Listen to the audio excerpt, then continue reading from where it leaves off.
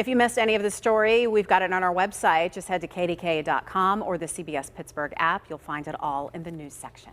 People throughout our area have been spending today cleaning up after yesterday's storms. Shelley Bortz spoke with people as they tried to put things back together. Shelley. It was around 4 o'clock yesterday afternoon, neighbors say, when the winds really started to pick up out here. They say they were holding their breath because they feared this might happen, and it did.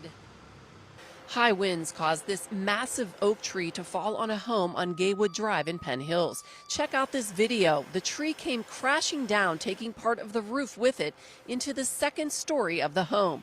A neighbor on the street tells me when the high winds and rain started coming through, he cringed, as he's done so many times before.